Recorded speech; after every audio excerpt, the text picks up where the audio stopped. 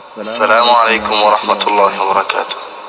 چقدر دشمنان اسلام خواستند که در قرآن یگان شک و یا شبهه و خطایی را یابند، لکن معجزه های قرآن برآمد که راستی بودن قرآن را تصدیق کرد.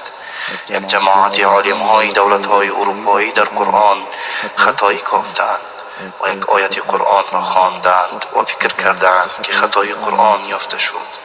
این آیت در سوره نمل یعنی سوره مرچه نام دارد. اعوذ بالله من الشیطان الرجیم. بسم الله الرحمن الرحیم. حتی اذا اتوا على واد النمل قالت نملة یا ایها النمل ادخلوا مساکنکم ادخلوا مساکنکم لا يحطمنكم سلیمان و جنوده وهم لا يشعرون. بعد حرکت کردند تا هنگامی که به وادی مرچگان رسیدند.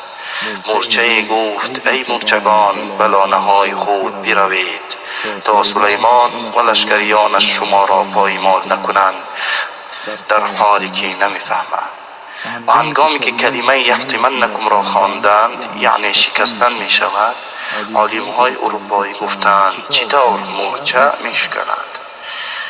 این خطایی است. یگان مسلمان جواب نتوانست بدهد. برای اینکه این آیت ها را بسیار تحقیق کردن در کار بود، یعنی تحقیق علمی. بعد از چند سال یکی از عالم های استرالی تحقیق کرد این آیت را و دید که مرچه از مواد شیشه است و معجزه قرآن باز برآمد. این عالم استرالی مسلمان شد. الله سبحانه و تعالی در قرآن می فرماید الا یعلم من خلق و هو اللطیف الخبیر. الله سبحانه و تعالی خلق کرده است و او می داند.